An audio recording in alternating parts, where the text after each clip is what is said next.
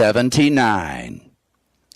My American President Trump's first bid for re-election failed on October 7th, 2020 by 7 million votes.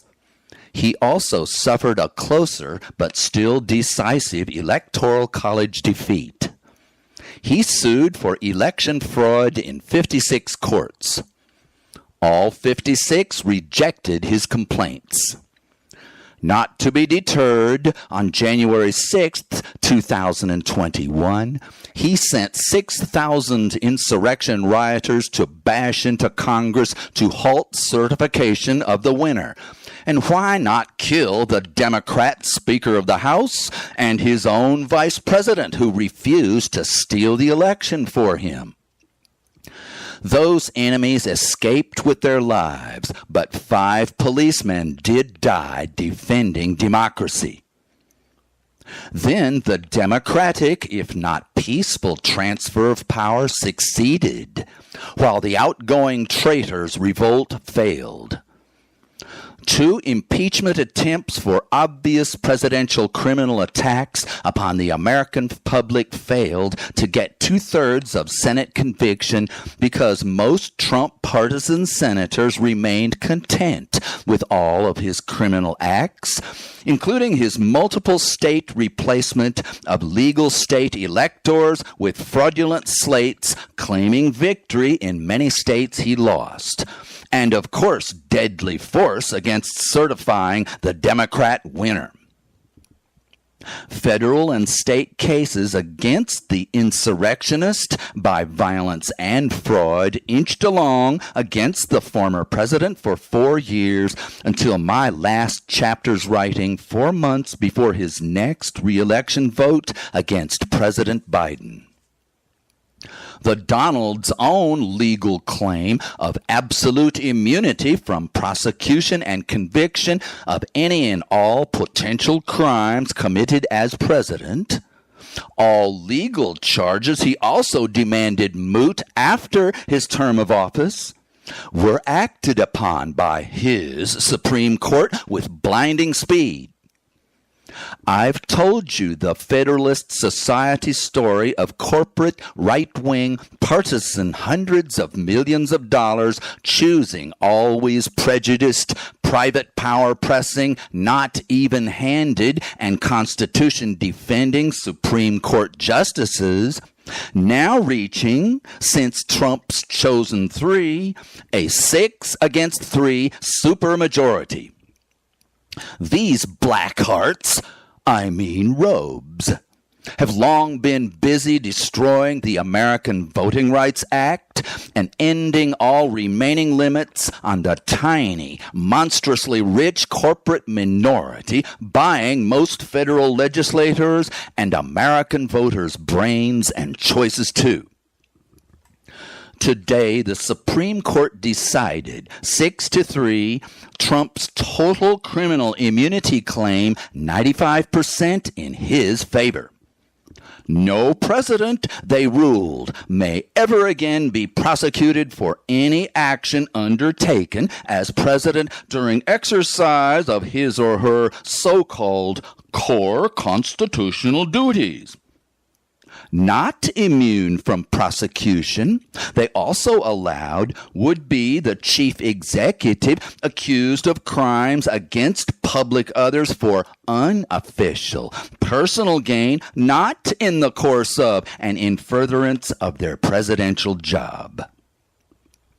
When I first heard this overall decision headline, I pumped my fist in triumph.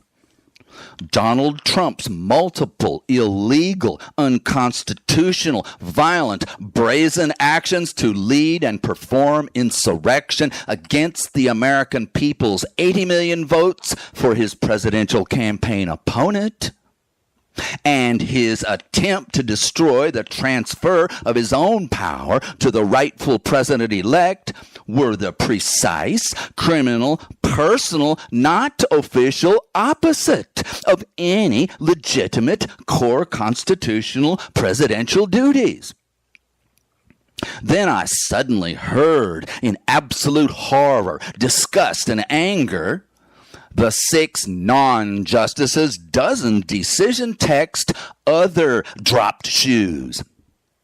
They made it painfully clear that a president could send SEAL Team 6 to murder his political adversaries and otherwise kill citizens while destroying democracy, and take massive bribes to twist government to horrific public harm in service of the 1% biggest fat cat cronies.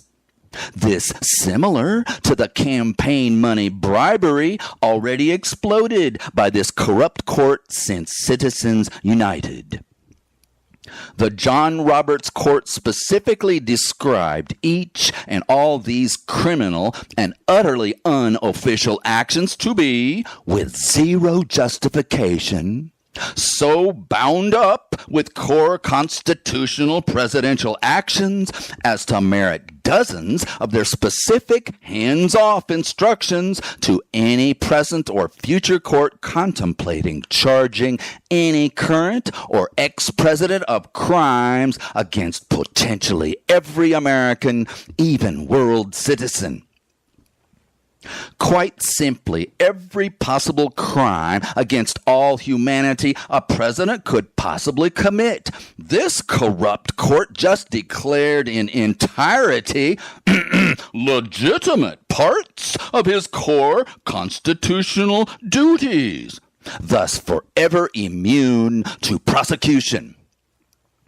All American presidents shall remain forever kings. In effect, they declared, entirely above every American law, who can do no wrong, never mind that their decision hammers approval and empowerment with total impunity of all criminal wrongs against every forever powerless citizen, all monstrous rampaging ahead granted to each already most fatally overpowerful chief executive in history.